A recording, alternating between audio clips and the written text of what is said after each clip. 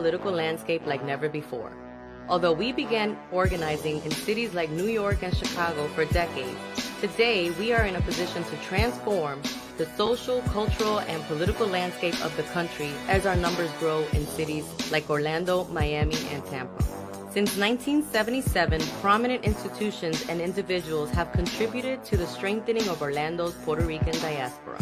Florida's share, 29%, of total inflow from Puerto Rico to the United States between 2005 and 2016 far exceeded any other state. The migration to Florida has increased, and Florida is in trend to house more Puerto Ricans than traditional hubs like New York. By 2016, the total number of Puerto Ricans in Florida had risen to 1,067,747, an increase of 23% since 2010. This before the massive exodus that occurred after Hurricane Maria ripped through the island in 2017. The aftermath of this storm prompted the longest blackout in U.S. history, blatant disparity in federal disaster relief aid, and the highest death toll after a disaster in modern U.S. history.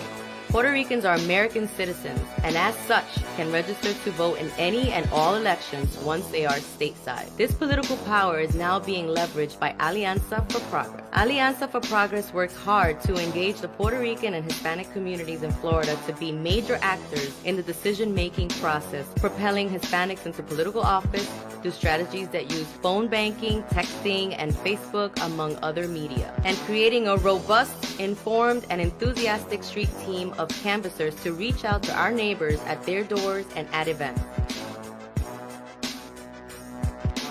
We cannot change Florida without a strong, progressive Latino force. Latinos cannot be that progressive force without a strong and organized Puerto Rican community. Strengthening the diaspora is our job.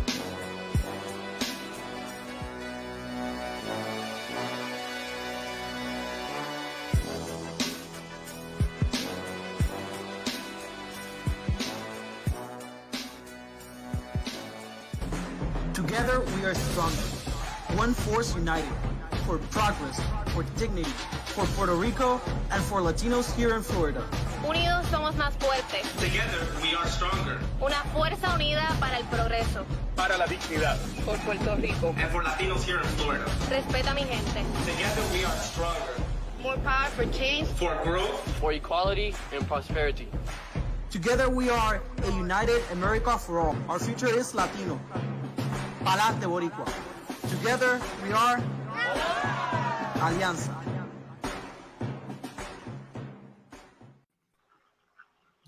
Muy buenas tardes, mi nombre es Marcos Vilar, el director ejecutivo de Alianza, y es un placer para mí esta tarde estar con Adi Martínez Román y Carmen Villanueva Castro.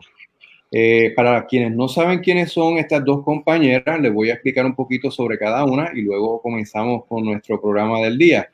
Carmen Villanueva Castro ha sido una líder comunitaria toda su vida. Me imagino que nació en una familia de activistas, de personas que querían mucho a su comunidad y se lo enseñaron desde chiquita. Ella ha sido ella está en la comunidad Hill Brothers Sur, que es una comunidad en Río Piedras, y allí ella trabajó durante un tiempo también con el Centro de Enlace, Desarrollo e Investigación de las Comunidades Especiales, donde fue una líder administradora de ese programa. Y también ahora ella es la directora del grupo Firmes, Unidos y Resilientes con la Abogacía, también conocido como Furia. Y para nosotros es un placer tremendo tener a Carmen Villanueva Castro con nosotros hoy para hablarnos sobre los proyectos y cómo está trabajando la comunidad y la sociedad civil con el caso de coronavirus. Que hemos visto, igual que acá en Estados Unidos, muchos de los gobiernos y los funcionarios no han hecho tal vez las mejores decisiones y están teniendo dificultad en enfrentar esta crisis que ha sido una crisis global. Adi Martínez Román es una Senior Policy Analyst, una analista de política pública senior de la organización Oxfam América. Y ella trabaja en Puerto Rico y trabaja en Washington, D.C. buscando las maneras de poder conseguir, ¿verdad?, las ayudas que son importantes y las políticas públicas que afecten a Puerto Rico y que le lleguen esas ayudas y esas recomendaciones a impactar a las personas particulares que están afectadas. Muchas veces pensamos que el dinero corre de gobierno a gobierno, pero el trabajo de alguien es recomendar cómo ese dinero llega a servir a las personas que están afectadas. Así que sin más diámbulo, vamos a darle bienvenida a la mujer. Buenas tardes. Buenas tardes, Marcos. Buenas tardes, Carmen. Qué bueno verlos. Buenas tardes. Pues yo di una pequeña... Buenas tardes, Adi. Buenas tardes, Marcos. Buenas tardes. Yo di una pequeña introducción, ¿verdad?, sobre quiénes son ustedes, pero yo creo que ustedes pueden hacer un mucho mejor trabajo explicando un poquito sobre el trabajo de ustedes y cómo sus organizaciones están enfrentando particularmente la crisis del COVID-19. Si pueden decir un poquito sobre ustedes, sobre quiénes son, cómo llegaron a este trabajo y qué hace su organización, porque alguna de nuestra audiencia, a lo mejor muchos de nosotros, los que nos están escuchando, están en la Florida y a lo mejor no conocen Furia o a lo mejor no conocen a Oxfam. Hablen un poquito primero sobre sus organizaciones. Carmen, primero tú. Ay, María, no sé si porque tengo un poquito más de edad que ustedes, pero para mí es un honor estar ante un grupo de latinos que es preocupados por nuestra isla. Siempre es muy necesario unir los corazones y sobre todo aliarnos para combatir lo que debe ser, ¿verdad? No la desigualdad, sino tratar de ser parte del cambio mundial y que no nos veamos en la distancia. Así que agradezco esta invitación. Hoy estoy representando aquí, ¿verdad?, a dos organizaciones espectaculares. Puedo hablar de Hill Brother también, que sería la tercera, pero hoy estoy, ¿verdad?, con un orgullo de representar Firmes Unidos y Resilientes por la Abogacía, que es la voz, ¿verdad?, de este grupo mayor de líderes comunitarios de un movimiento que comenzó en marzo del 2018 con la intención de unir voces, que habláramos sobre lo que es el derecho a una vivienda digna. Así que el PRODEP está, ¿verdad?, a través de mi voz hablando en estos momentos, y son 84 líderes que si Adi me coge, ¿verdad?, ella no sabe que estamos uniendo un grupo adicional y queremos llegar a los 100 en esta semana, así que esperamos tener esas 100 voces de líderes comunitarios de nuestras comunidades, sobre todo aquellos que realmente son los invisibles para el sistema gubernamental, pero son verdaderamente esas hormigas, ese proceso que nadie ve, pero que todo el mundo dice, adiós, ¿qué pasa ahí? Que hay energía solar, que hay un grupo de niños estudiando, que hay unos viejos atendidos, que hay una situación de agua potable llegando, pues son los líderes comunitarios. Y esta organización surge a raíz, ¿verdad?, después de los huracanes, sobre todo cuando vimos la lentitud, por no decir la desaparición total.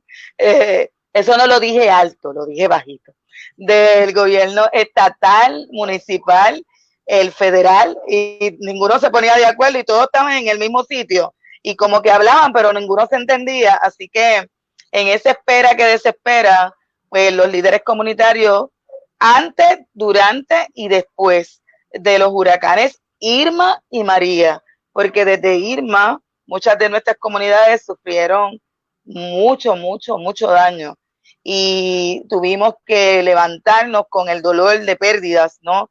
Tanto humanas como físicas. Así que el PRODEP vino a juntar, como si fuera el Ananón o Alcohólicos Anónimos, a este grupo de líderes y mujeres líderes, con el sufrimiento de que no pasaba nada, pues nos dimos la tarea de que cuando nos escuchamos todos nos dimos cuenta, wow, somos los héroes y heroínas de nuestras comunidades. Hemos hecho tanto sin tener nada del otro lado, pero sí tengo que decir que en el caso de la mayoría de las comunidades, la diáspora fue la primera que llegó. Las organizaciones fuera de Puerto Rico, sobre todo de Estados Unidos, tanto de Nueva York, Orlando, todas en Miami, todas llegaron antes que el gobierno central. Es increíble, pero todas dijimos, es increíble como nuestros hermanos tocaron de inmediato la puerta de nuestras comunidades sin preguntar qué hay que hacer, es lo único que dijeron. Y todos nos pusimos a la disposición de ser escuchados y a la misma vez la diáspora escucharnos. Así que para mí, por eso que en este momento me siento bien emocionada, porque si tengo que dar las gracias, tengo que dar las gracias total. Hoy, a 2 años, todavía el municipio no ha llegado a mi comunidad de Hill Brother. Hoy a 2 años. Y como yo, muchas comunidades. Así que es un proceso de lucha que no se detiene después de los huracanes, sino que después vino los temblores, después vino ahora el COVID. Pero esta pandemia de la inacción es de hace muchos años, demasiados años.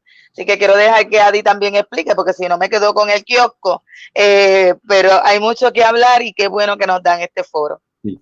Antes de que Adi siga, quiero decir que me identifico mucho con lo que dijo, porque yo he vivido en la diáspora. Marco, tú tienes la misma edad que yo, así que dime tú, no me diga usted. Bueno, pues yo he vivido en la diáspora desde los 14 años, o sea que yo he vivido en la diáspora casi toda mi vida, pero me tocó trabajar en Puerto Rico en el 2016, el 2017, y todo lo que usted escribió, yo lo viví en carne propia con mi esposa allá en Carolina, y verdaderamente es verdad lo que usted dice. Nosotros nos enterábamos de lo que estaba pasando en Puerto Rico, hablando cuando podíamos, cuando había señal, con nuestras familias acá en los Estados Unidos, que estaban viéndolo todo por televisión. Nosotros no teníamos luz, no había radio, no había nada, como tú te acuerdas. Era bien, pero anyway, me identifico mucho con lo que contaste y estoy completamente de acuerdo. Adi, cuéntanos un poquito sobre Oxfam América y qué estás haciendo con ellos y el trabajo, ¿verdad?, de política pública allá en Washington, D.C. Bueno, comienzo conmigo. Yo soy Adi Martínez del barrio Islote de Arecibo, Las Parcelas Víboras, criada en la playa de Puerto Rico. Y para el momento en que pasaron los huracanes Irma y María por la isla, yo estaba dirigiendo una organización en Puerto Rico que se llama la Fundación Fondo de Acceso a la Justicia. Con la Fundación Fondo de Acceso a la Justicia, nosotros logramos crear el Fondo Legal de Emergencia y ahí canalizamos alrededor de 1.7 millones de dólares de ayuda de fundaciones y grupos de Estados Unidos para servicios legales de emergencia a las comunidades, especialmente enfocados en la deficiencia de las ayudas de FEMA y de que habían un montón de denegatorias a la solicitud de ayuda de FEMA por razones que podían, legalmente no tenían razón, o sea, se podía apelar.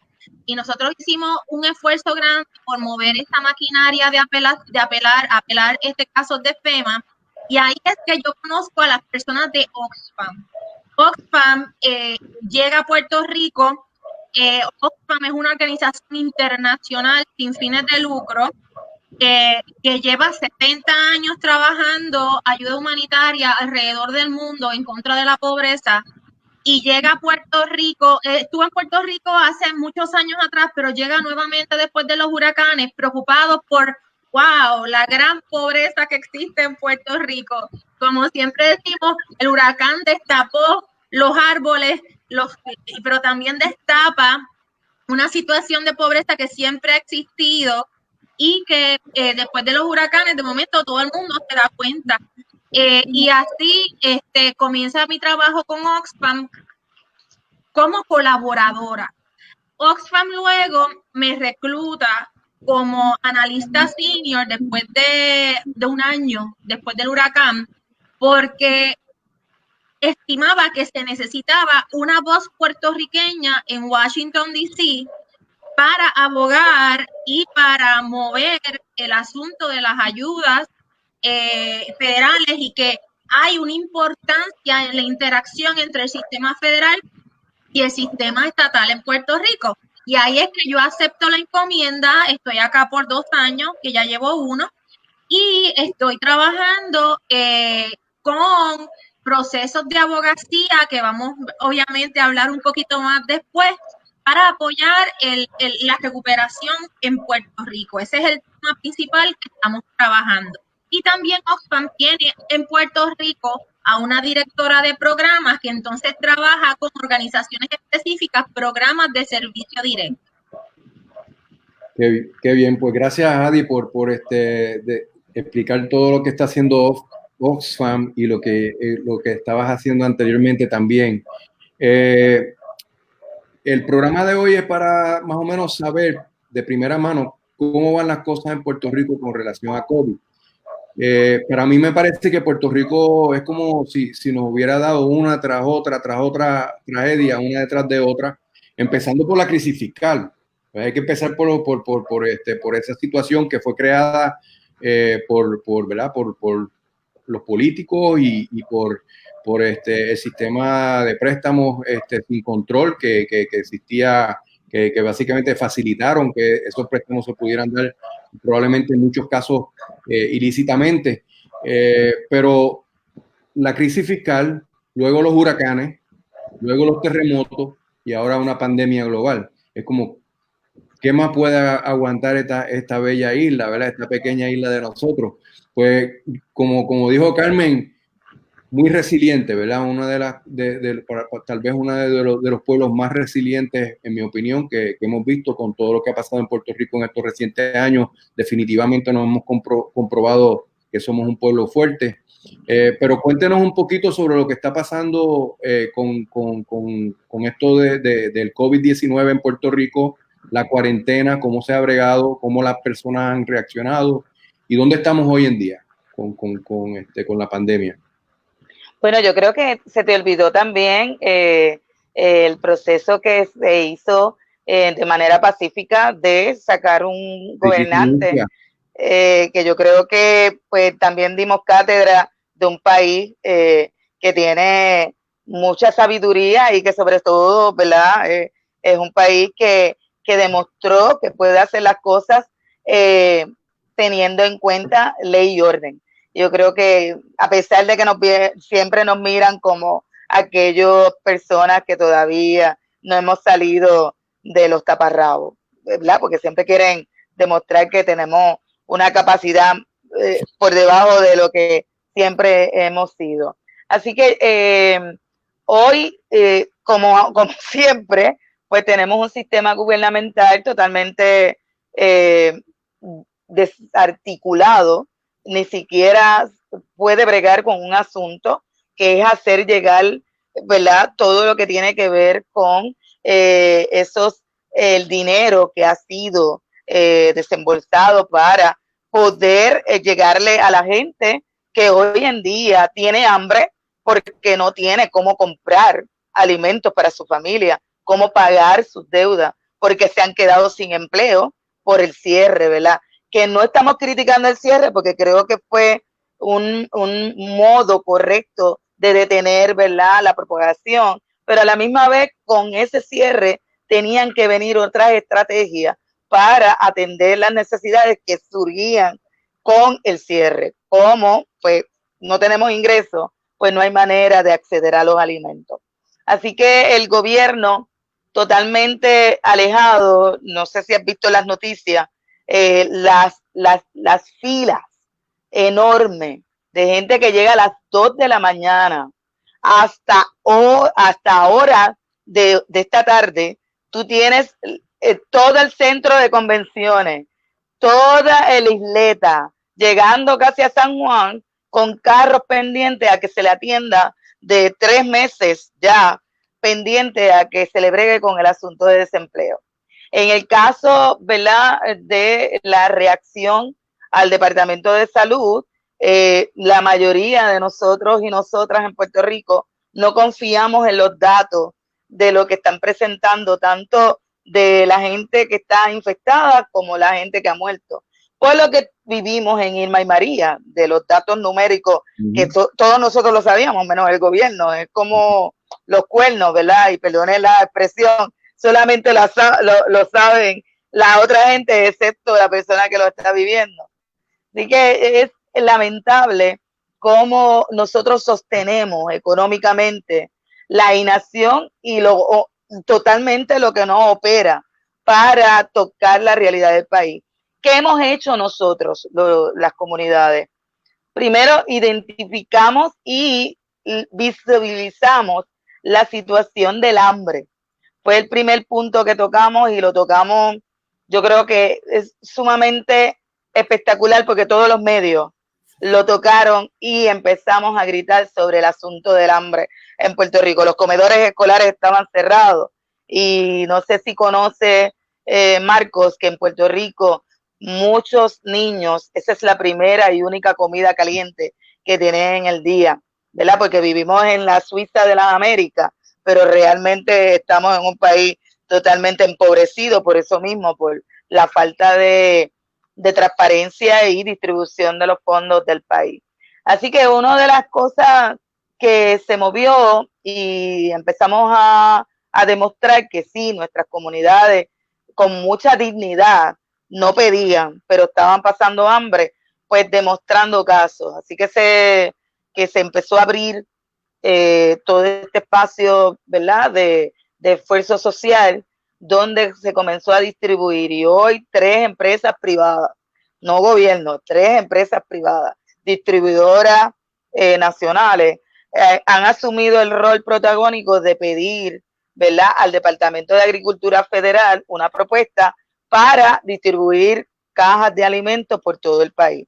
Nosotros desde Furia, con mucho orgullo, hemos distribuido miles, ya se me olvidó hasta la cuenta, miles de cajas a nivel de todo el país. Vamos a estar en el sur, que a la gente se le ha olvidado que sigue temblando y estaba temblando nuevamente, pues estaremos con 11 de las comunidades dándole distribución de estas cajas. Ya habíamos comenzado, ¿verdad?, a hacer voz de la oficina de la procuradora de las personas de la tercera edad, una población totalmente olvidada y que la gente piensa, ¿verdad?, que son fuertes y que se pueden valer por sí mismos. Pues si no hay transportación, no hay gente que le haga el favor, pues entonces, y tienen que comprar mascarillas para poder salir, el poco dinero de su pensión o del seguro social que toman, aquellos que lo cogen, ¿verdad? Porque hay gente que no toma ninguno de estos porque no tuvo la oportunidad de pagarlo, pues no tenían acceso a alimentos.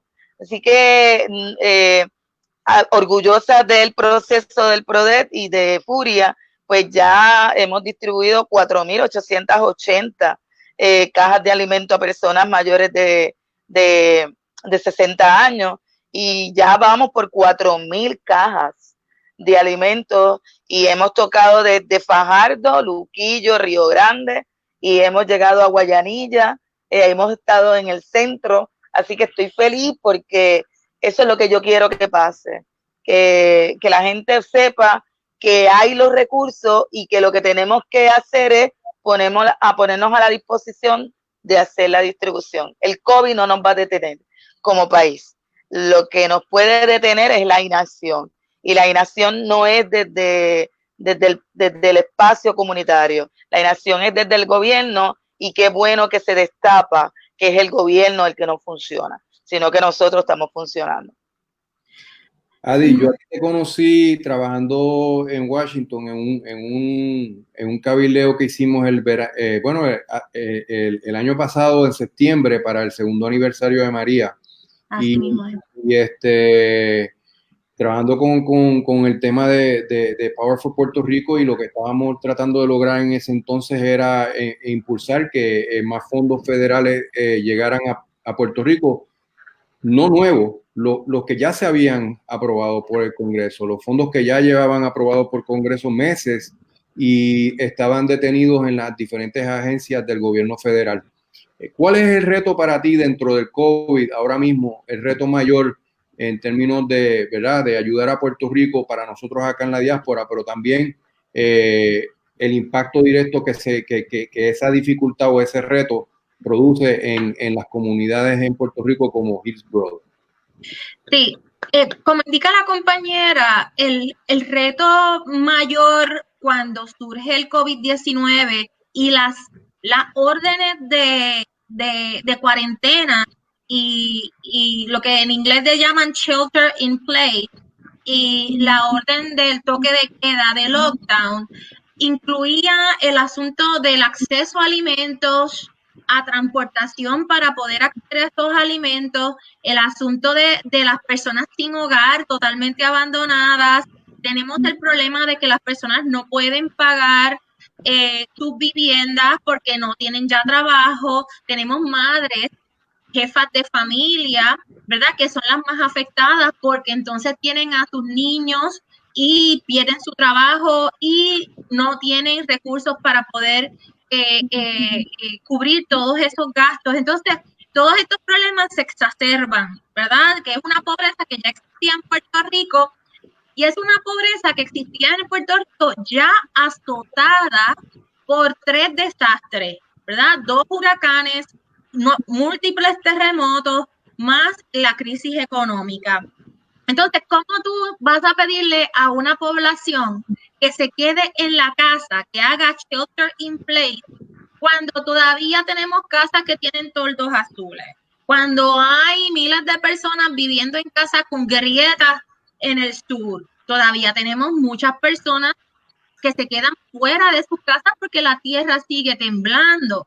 Entonces, tenemos una población que ya utilizó todos sus recursos para poder reparar como podían sus casas, sabiendo que ya estamos en una temporada de huracanes y que pues te queda sin ningún dinero para poder, ¿verdad?, seguir cuidándose a sí mismo según la orden del gobierno.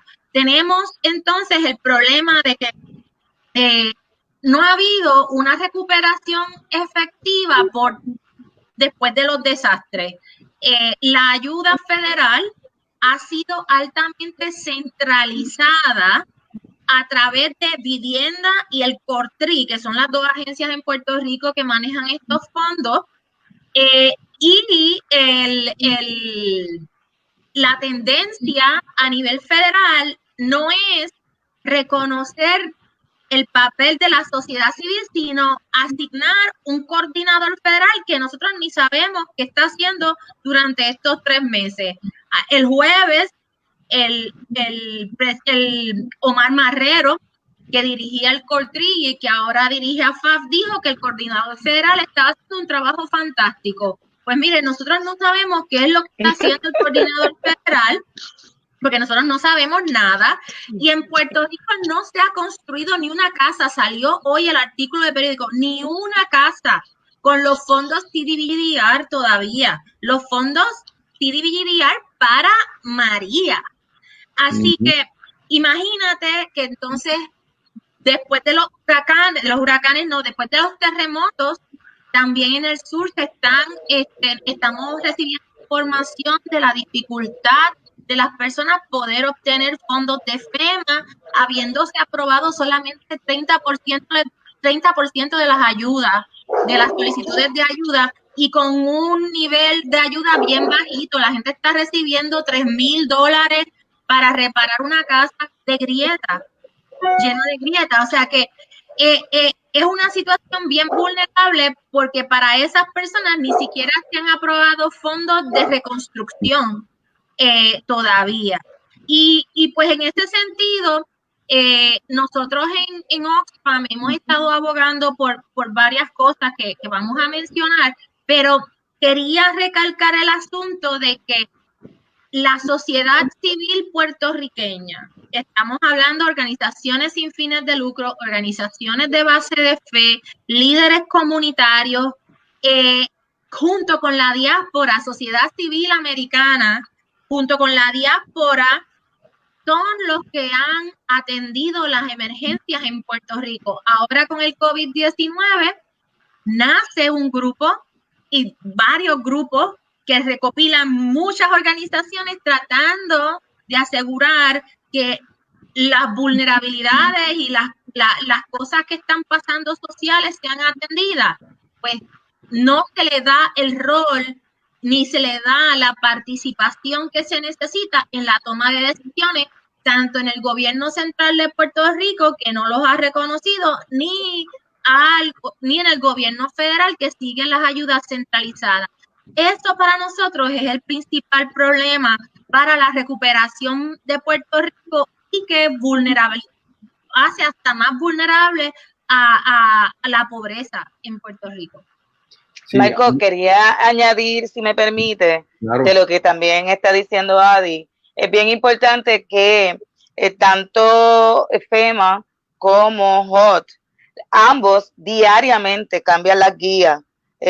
No necesariamente el gobierno estatal es el único, ¿verdad?, barrera. Es que las barreras que pone HOT y que pone FEMA para poder acceder a esos fondos es totalmente una vara demasiado alta, más alta que la que le piden a otras jurisdicciones.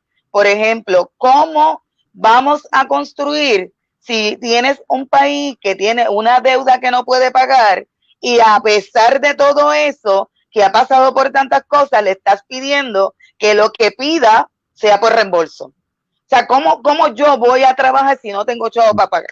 Entonces, si tú estás en Puerto Rico, porque si se dijera que FEMA no está en Puerto Rico y que HOT no tiene oficinas en Puerto Rico, que conocen, ¿verdad?, vamos a poner entre comillas, que conocen la necesidad del país, ¿cómo me van a decir ellos a mí que una organización que quiere construir techo tiene los dineros en el bolsillo? No, ni la banca le va a prestar porque el nivel, ¿verdad?, de riesgo es tan alto que nadie se quiere arriesgar. Así que una de las cosas que yo creo que hay que empujar es que se tiene que tener un adelanto de esos fondos. Están ahí, pero nadie los puede acceder porque es que no hay chavo para poderlos utilizar primero y después solicitar en reembolso. Así que eso yo creo que es un reto bárbaro. Es increíble para mí, Puerto Rico siendo la jurisdicción, creo que probablemente es peor ahora, pero en un momento era como 65% por debajo del estado más pobre, que es Alabama, el per cápita, ¿no?, de Puerto Rico, y cómo inclusive condiciones, olvídate que hubo un huracán, olvídate de que hubieron terremotos, olvídate de que hay una crisis fiscal, cómo se pretende que Puerto Rico pueda acceder a estos fondos o poner estos fondos a trabajar si están aguantados por un lado, y por otro lado estos fondos pues vienen con tantas trabas, más que le dan a los estados que ya están por lo menos económicamente viables, ¿no? Entonces, exacto, nosotros nos ponen trabas y condiciones que a los estados que tienen dinero no se las ponen, y ellos tienen dinero para poder poner un dinero, ¿verdad? Cuando hay una situación de desastre, ellos pueden adelantar el dinero, saben que el gobierno federal se lo va a reembolsar. Pero en Puerto Rico, como tú bien dices, hay una situación donde no hay dinero. ¿Cuáles son los esfuerzos? Usted habló un poquito sobre los esfuerzos que estaban haciendo para llevar comida a las diferentes comunidades afectadas. ¿Cómo ustedes ven el trabajo de la diáspora ahora en este momento? Porque yo sé que después de María eso fue un desborde total. La gente ayudaron con los terremotos también. Hubo mucha preocupación y mucho apoyo de acá de la diáspora. ¿Cómo es en esto del COVID? Un poquito más complicado porque acá estamos viviendo la misma situación. Obviamente no tan en una situación tan extrema como Puerto Rico, que no tiene los recursos que hay acá. Pero sí están las cuarentenas, sí están las personas sin trabajo, pasando por situaciones. Este mismo sábado estuvimos en la iglesia de Jesús de Nazaret repartiendo compras a familias y la fila de carros llegaba, no se veía el final de esa fila de carros, y eso es aquí en Orlando. O sea, ¿cómo ustedes ven este momento ahora y los retos, precisamente esos retos que nos están tocando a todos con el COVID? Pues mira, Marco, definitivamente con el COVID-19 se destapa que la pobreza es el empobrecimiento de las poblaciones minoritarias en Estados Unidos es un problema en todos lados. O sea, Estados Unidos está viviendo un desastre por primera vez en mucho tiempo, un desastre a nivel nacional. Cuando pasó el huracán Katrina por Luisiana, las personas que más sufrieron y que fueron devastadas y que vivieron exactamente lo que está viviendo el puertorriqueño ahora mismo fueron las poblaciones negras y las poblaciones brown, como dicen acá en Estados Unidos. Esto para decirte que imagínate eso multiplicado, como tú dices, por 5, porque el nivel de pobreza en Puerto Rico es alrededor de un 50% de la población de Puerto Rico está bajo el nivel de la pobreza, y si estamos hablando de niños, es un 60 y pico por ciento, 63% de los niños en Puerto Rico están bajo el nivel de la pobreza. Así que cuando hablamos de la respuesta ante el COVID-19, al Puerto Rico todavía ser un territorio de Estados Unidos, lo que se aprueba como parte de las ayudas federales que vienen a atender asuntos a Puerto Rico, siempre hay unas diferencias, unos procesos que nos distinguen. Por ejemplo, en alimentos, nosotros tuvimos que abogar para que se apruebe el Pandemic EBT. El Pandemic EBT es un proceso por el cual el Departamento de la Familia pudiese depositarle dinero directamente en la tarjeta del PAN a las personas. Esto es básicamente lo que hace el Pandemic EBT. Para Puerto Rico no le aplicaba el Pandemic EBT. Abogamos para que se aplique el Pandemic EBT, lo reconocen en la legislación, pero entonces le ponen condiciones también al Pandemic EBT. Por otro lado, este es un ejemplo.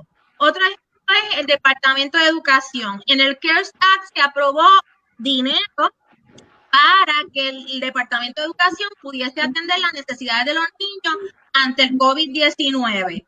¿Qué pasó? Que a Puerto Rico el Departamento de Educación no le va a dar el dinero hasta que se nombre el fiscal que quieren nombrar centralizado a nivel federal. Eso es un abuso, Marco. Eso es un abuso. Es inaceptable que el Departamento de Educación rechace la ayuda urgente a los niños porque todavía no se ha nombrado un fiscalizador, que de nuevo no tiene.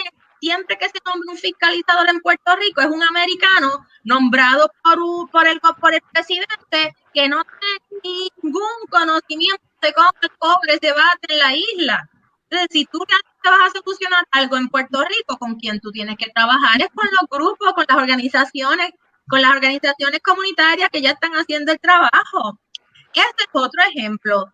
Todavía no se ha aprobado ayuda por los terremotos. Entonces, todas estas son cosas que si la diáspora se concientiza en términos políticos, no se moviliza, nos puede ayudar muchísimo a resolver.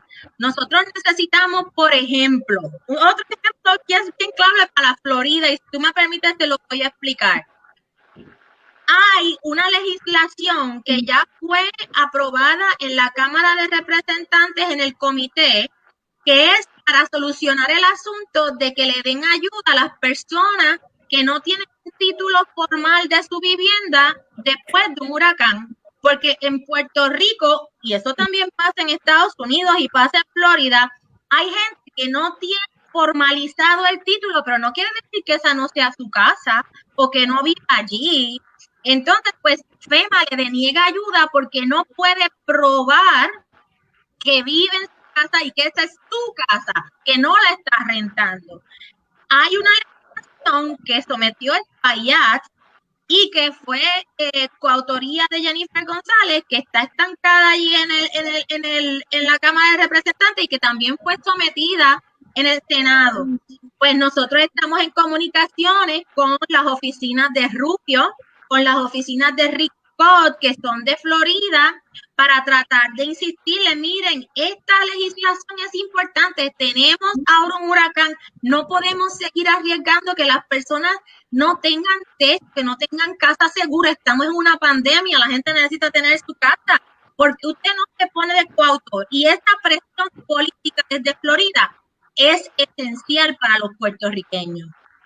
Sí, tremendo punto, Adi. Y nosotros, créeme, cuando estuvimos allá, que hablamos ahorita que estuvimos en Washington, visitamos al senador Rubio y visitamos también a Rick Scott.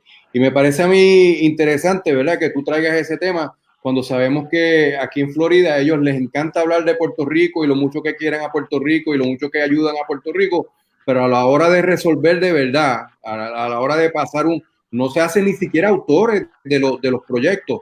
Entonces yo creo que hay que empezar, eso es un buen punto y eso es algo que tenemos que anotar nosotros los puertorriqueños que estamos aquí en la Florida, vamos a tomar cuenta de cuántas veces Rick Scott y Marco Rubio han votado en contra de unas ayudas para Puerto Rico, o por lo menos no han votado a favor, o no han firmado un proyecto de ayuda para Puerto Rico. ¿Cuántas veces?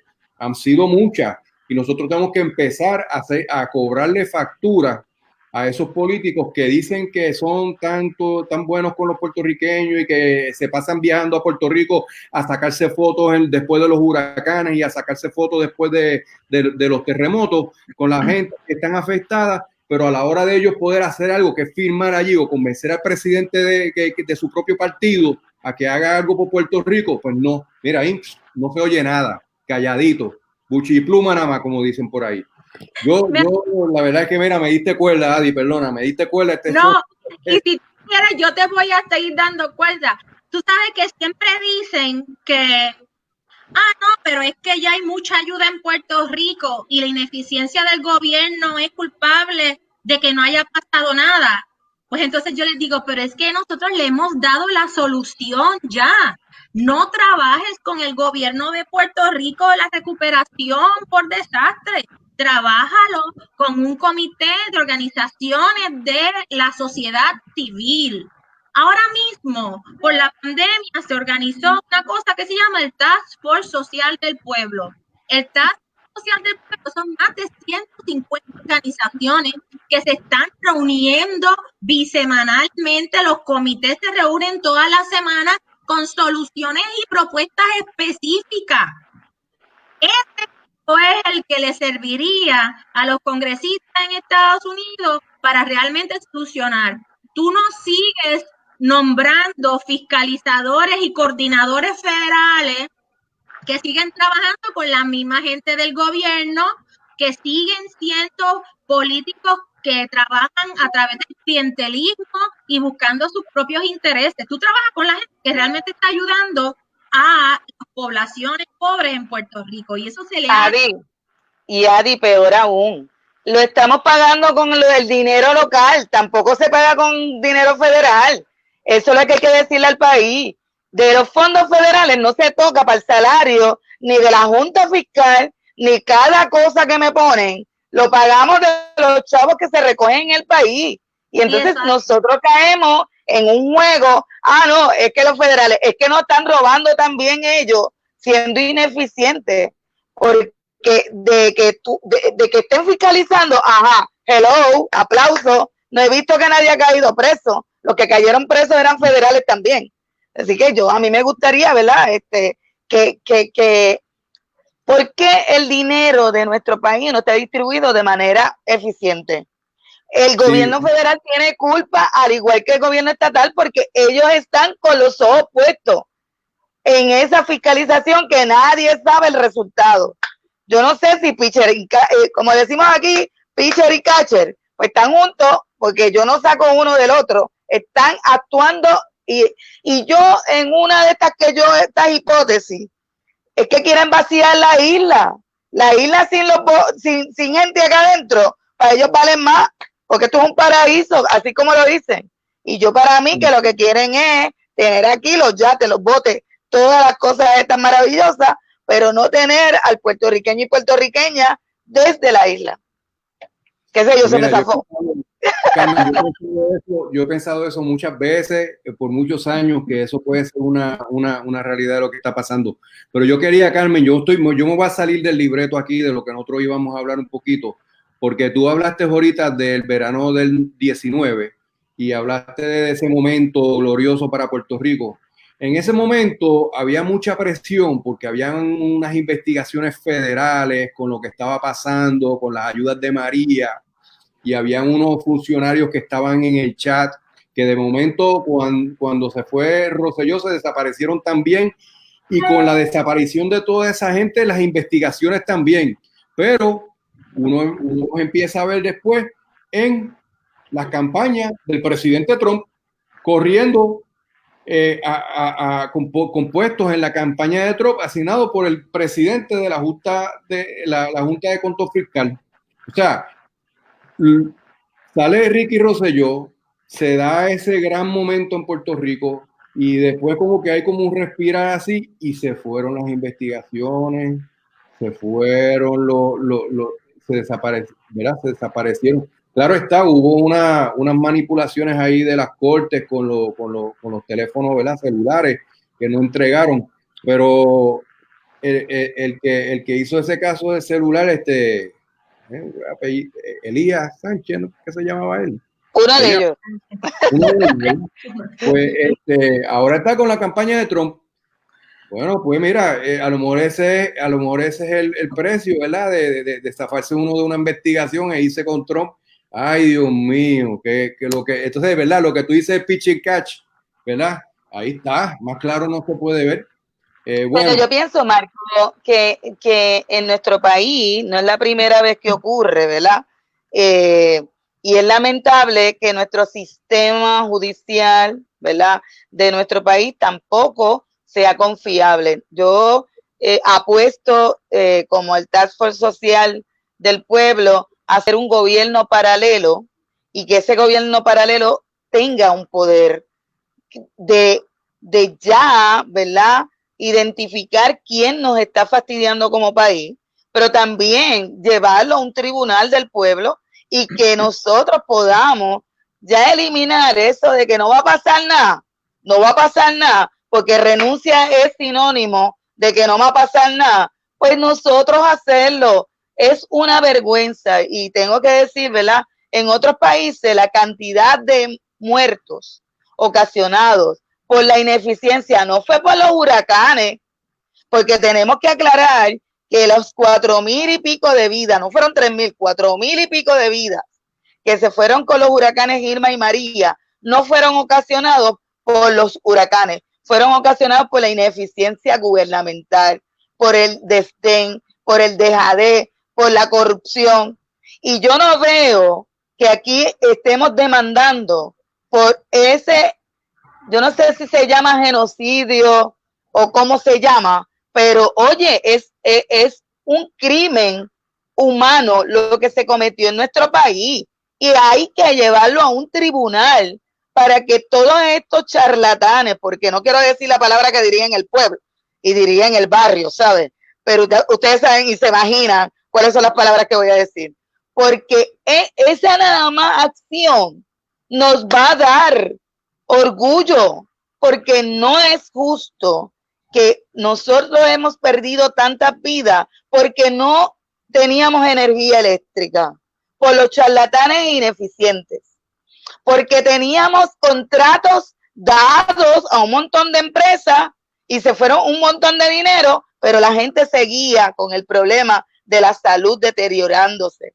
Tenemos gente que no tenían diabetes y ahora están sufriendo diálisis por toda esa ineptitud, ¿verdad? La gente que tenía cáncer no cogieron sus tratamientos. Así que nosotros tenemos que abrir ese tribunal y ese tribunal para que la diáspora vea el corazón de dolor que causaron las ineficiencias y el crimen, porque son palabras criminales lo que hay que utilizar, porque me duele que nosotros como puertorriqueños y como puertorriqueñas estemos haciendo eso, como tú dices, Marco, viéndolos felices, porque ellos tienen que estar felices después de que provocaron todo lo que provocaron en el país. No puede haber impunidad Y en nuestro país, ese proceso de impunidad se ve todos los días. Hoy, el secretario del Departamento del Trabajo, el candidato, es el mismo que no quiso, que le radicó cargo a una niña de 11 años y que no evaluó su expediente por simplemente ella defender porque era negra.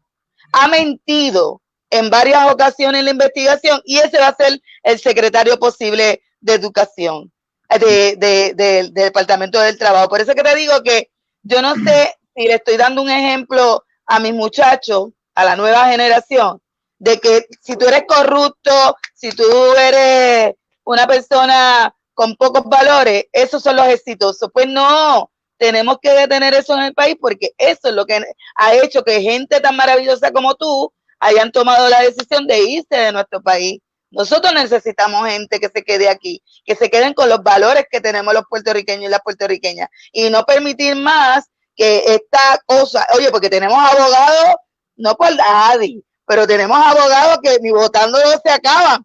Pero entonces, ¿qué pasa? Que no hacemos un tribunal y cogemos a toda esta gente y le liquidamos la catrueca.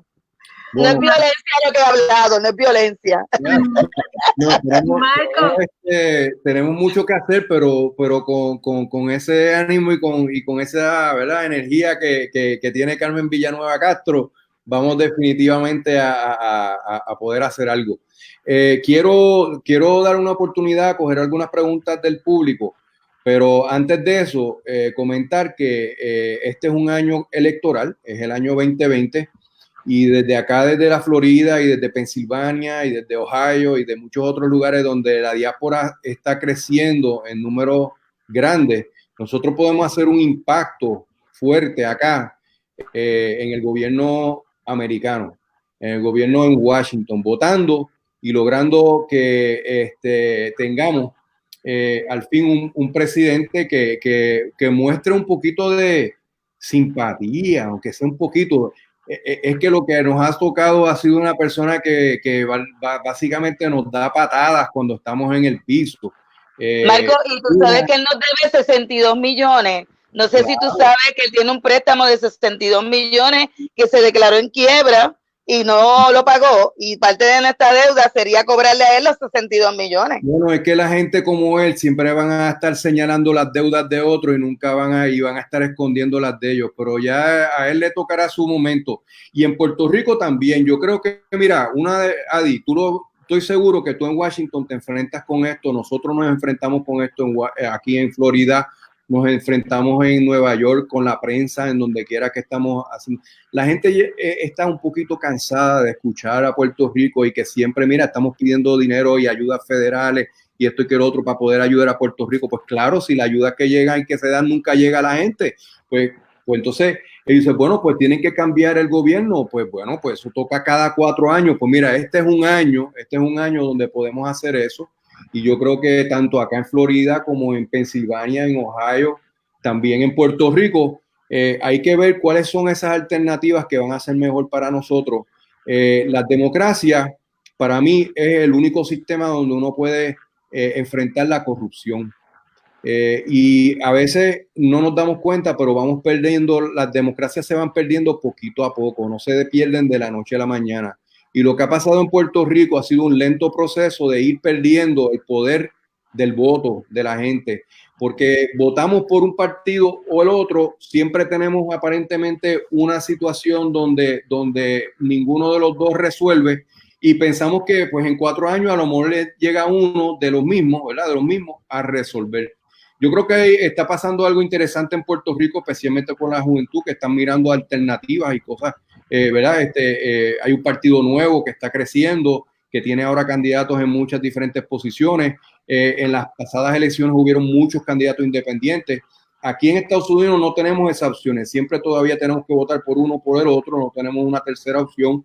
Pero hay una necesidad de que analicemos y miremos bien quiénes son esas personas que nos están haciendo daño, quiénes son esas personas que a lo mejor nos pueden ayudar. A lo mejor no nos van a ayudar, pero a lo mejor por lo menos no nos tenemos pisándonos en el cuello. Y eso es algo que nosotros estamos pidiendo a nuestra gente de Florida que hagan, Adi. Sí, pero es importante entender, Marcos, que la falta de transparencia y la política clientelista y corrupta que se da en Puerto Rico no se da en un vacío. Hablamos de democracia, pero es que en Puerto Rico nunca ha existido una verdadera democracia. Simplemente porque tenemos la habilidad de poder escoger la administración de turno. Pero ¿qué hace esa administración? ¿Qué poder tiene esa administración? Lo único que puede hacer es administrar, valga la redundancia, el dinero asignado por los federales. Entonces se convierte en una administración que utiliza ese poder de administrar lo que los federales dan como un banquete, como un tesoro, y para poder sostenerse en el gobierno cuatrienio tras cuatrienio, porque los recursos vienen de un pote que ellos controlan porque está centralizado.